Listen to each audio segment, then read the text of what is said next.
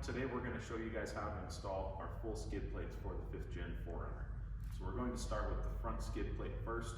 If you only ordered a front skid plate from us, then you can watch just the beginning of this video to install that piece. And then we'll move on to the rear skid plates later in this video and show you how to do the entire set. One thing to take note of is that you do want to get your skid plates painted or powder coated before you install them onto the vehicle. If you do not powder coat them, they will rust very quickly, and you don't want that to happen. So make sure you powder coat them or get them painted before you install them. So we're going to start with the front skid plate first. The one that we have shown here is a non-KDSS version. The KDSS version looks a little bit different, but the install will be the same. So when you receive the skid plate, it's going to come with the oil filter change cover plate and the oil drain cover plate and a hardware pack as well.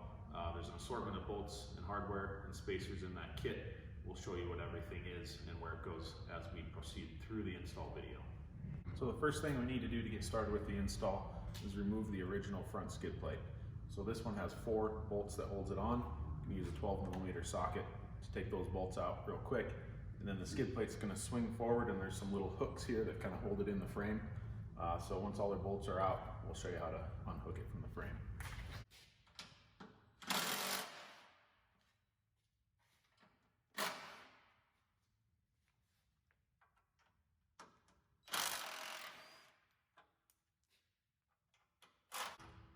So it's going to swing forward, and it'll just hang by itself. And you kind of have to lift it up, wiggle it forward, and then it'll come off the vehicle. All right, so we've got the front skid taken off. If you have an engine skid as well, we're going to need to remove that one. So there's 4 bolts holding that one as well. So all the way up inside here, so you might need an extension on your socket to get up in there. So there's 2 up front there, and then the back corners here.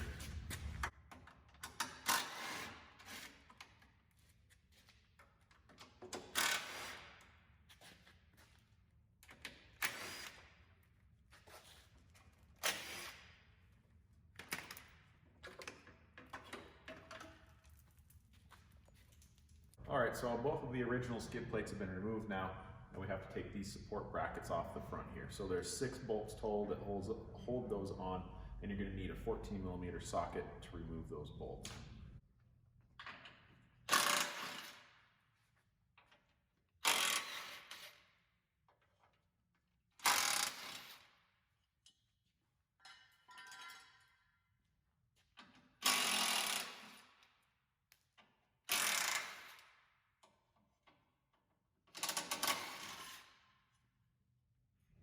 So we've removed these support brackets. You will no longer need these when you install our skid plate, but you do need to save 2 of the bolts that were holding these in place. You'll need to reuse those for our skid plate. So we have our new skid plate in place here, ready to lift onto the vehicle. And the hardware you're going to want to start with is 2 of the original bolts that came out of these support braces that we just removed. So you need 2 of those, which are going to thread into the frame up in the front here. And then you'll want 2 of the grade 8 8mm bolts with washers, and those are going to go into the frame back here in this position on each side. All right, so we're going to get the skid plate lifted up into place. I'm going to use a socket with an extension. It makes it a little easier to reach up through the skid plate and start these bolts in the front. So we're going to lift it up and get these 4 started so the skid plate can stay in place.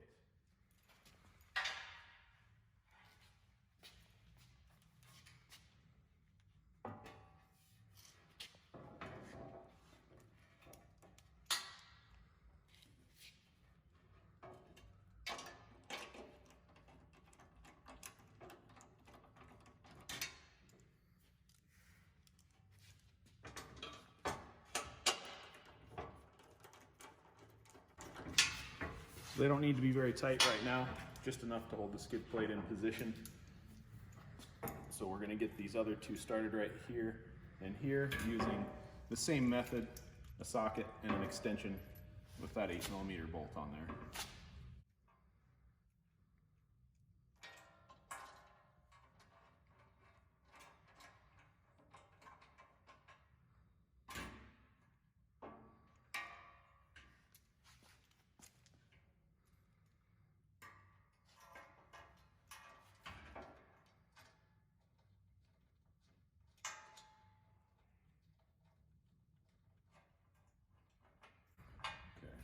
So those are started enough to hold the skid plate in position, and we're just gonna leave them loose for now until we get everything else lined up.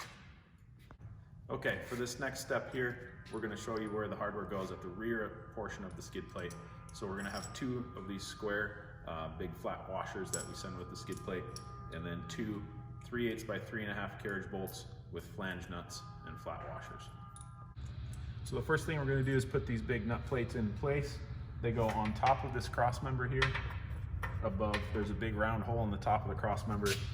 Those sit on top, and then the carriage bolts are gonna go up through this hole in the bottom of the skid plate, through that big washer, and you're gonna put a regular washer and a flange nut on top.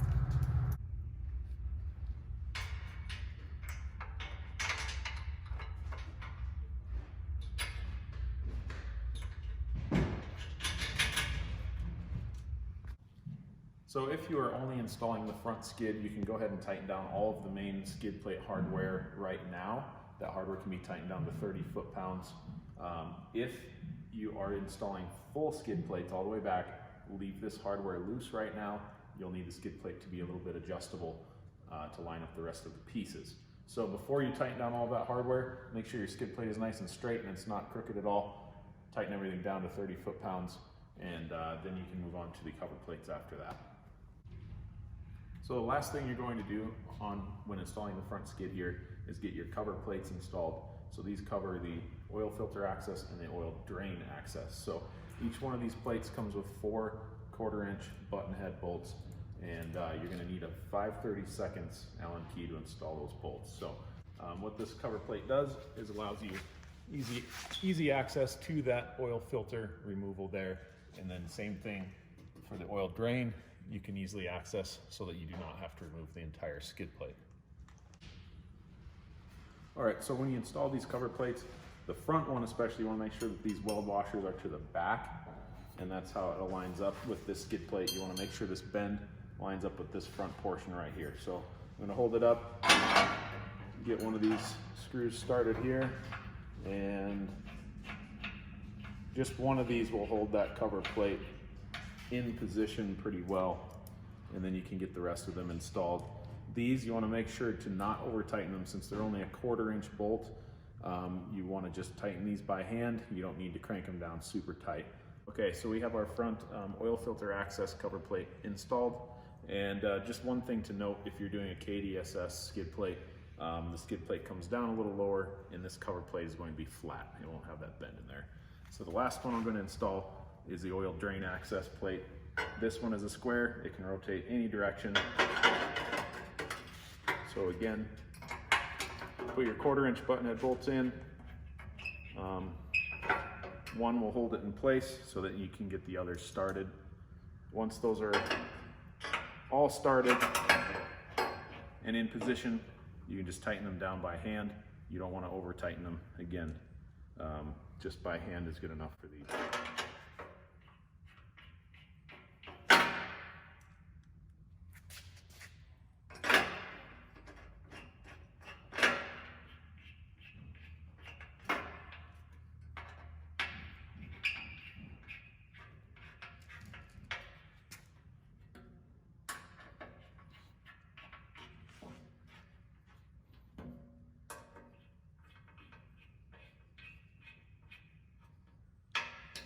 So once those cover plates are installed, then your front skid plate installation is complete if that's the only one that you are installing at this time. Okay, so now we're moving on to installing the rear skid plates. So the first thing we need to do is remove this big tube brace on each side that's bolted onto the frame. So those are a 12mm socket to take those bolts out, and you will not be reusing those pieces.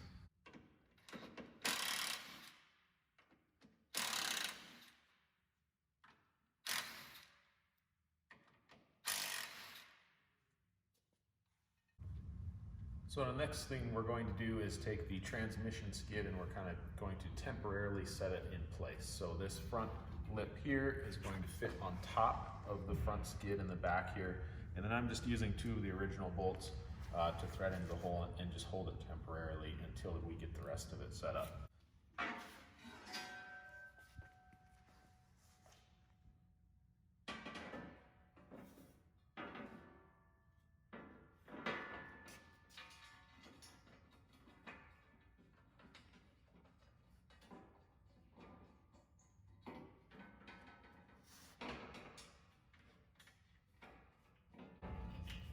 So it's very important that this one goes on top of that skid plate, so make sure that you set it up inside there first, and then just put these in temporarily to hold it. So the next part you're going to do is attach the transmission skid to the front skid. So you're going to put in all 4 of these bolts here. Those are 3/8 by 1 carriage head bolts with a flat washer and then the flange nut up on the inside. So I'm just going to show this one on the corner here. Carriage bolt from the bottom, flat washer on top, and then flange nut goes on top of the washer. So you're going to want to do that with all 4 of these holes and just finger tighten them for now. All right, so we've gotten all 4 of those carriage bolts with the washers and the flange nuts installed. Again, we just finger tighten them, and then we took out these 2 temporary bolts that we had in place. We removed those, and we're just kind of letting the skid plate hang by the hardware that we have up front. Okay, so the next part we're going to do is get ready to install these nut sticks here into the insides of the frame for the next piece we have to install. So these fit into the frame through a big hole in the frame right here. Normally, I mean, this side still has the plastic cover on it, the other side does not, but you need to get a big, like a flat blade screwdriver, and these, you can stick it in the frame here and pop this plastic cap out. You'll need that fully removed in order to put these into the frame. Over here on the driver's side, there's another square hole here as well. Typically that does have a plastic cover. This one's already been removed. Sometimes it does also help to remove this bolt and loosen this bracket a little bit so that you can get that nut stick into the frame easier. All right, so we're going to install these nut sticks into the frame here. This one is for the driver's side, so it's going to get installed with the nut facing towards the front of the vehicle. So we're just going to feed it into the frame here. You kind of want to flip it over, get it started in the hole, and you have to rotate it through as you go. Get it set all the way in there, and then you're going to position it so that you can see the threaded nut lining up with this hole right here. So we got the driver's side one in place, and we're going to put our passenger side nut stick in place. Same thing over here, just feed it into the frame until the threads line up with this round hole in the bottom of the frame. All right, so the next piece we're going to install is the rear skid plate cross member. So you want to make sure this cross member is aligned with the C4 logo pointing towards the back. These flanges are going to line up with the nut sticks that we just put into the frame. You're going to use a 3/8 by 1 flange bolt with the flat washer.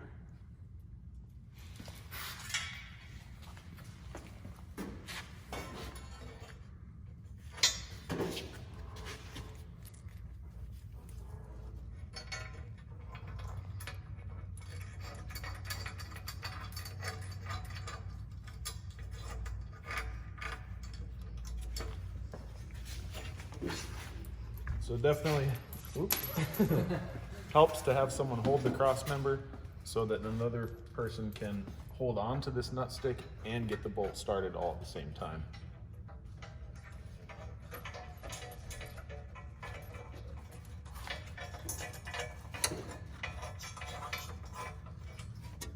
And again, we're just going to install those loosely. Do not tighten them yet. Okay, so now we're ready to install the rear skid plate. So you're going to just need 2 of the 3/8 by 1 carriage bolts with the flat washers and flange nuts to get started.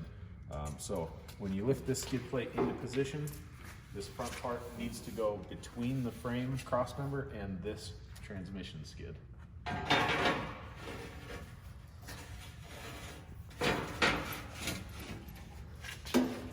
So the front of the skid can just hang on the transmission skid. It'll stay there by itself. And then we're gonna install these 2 carriage bolts loosely just to hold the skid plate in place for now. That way it'll stay on the cross member and won't fall off.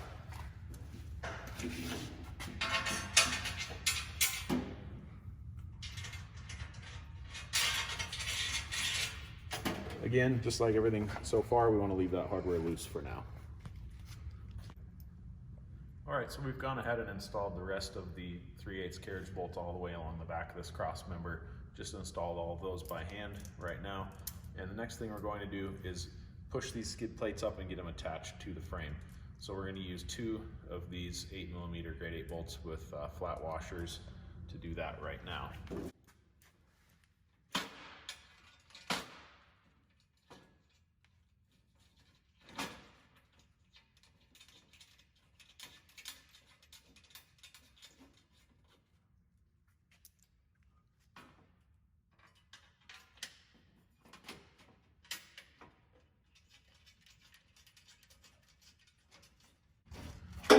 So you can leave those just hand tight for now. We're going to install the rest of the hardware and then show you how to tighten it up afterwards. Okay, so we installed the other 2 8mm bolts here, got those all hand tight. Skid plates are pushed up to the cross member.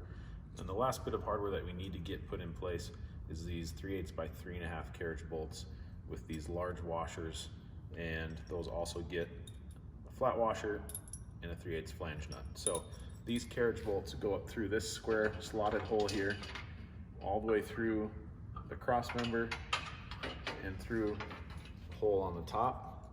So once you hold that in place, you're going to take this big washer, line it up over the bolt on the top, then put a regular washer on, and then get your flange nut started. So you'll want to do the same thing on this other hole over here as well. So we now have all of our hardware installed, and we're going to just work on lining up the skid plates so they're nice and straight on the vehicle before we tighten everything down. So the first thing we start with is we take the rear skid and we line it up with the edge of this cross member back here. So slide this plate back so it lines up that way right there, and then you want to kind of work your way down and make sure you can see some of these bend lines and these seams. Make sure that they line up parallel and they're not really crooked or off very far. And then we also kind of center up the skid plate and the hardware so that these bolts are in the center of the holes before you tighten everything down. And then same thing here, where these 2 plates align, you can see this bend line right here. It lines up nice and straight with the edge of this skid plate. That's what you want to watch for. Just get everything nice and straight and lined up, and then you can tighten down your hardware. Some of it you may be able to get a torque wrench on. If you do want a torque, you can put everything to 30 foot-pounds. Okay, so we now have our skid plates fully aligned. Everything's, all the edges are lined up really nice front to back. Our skids are straight on the vehicle. We tightened everything down and torqued it 30 foot-pounds if you can get a torque wrench on it. And that's it, everything is done. Our install is complete.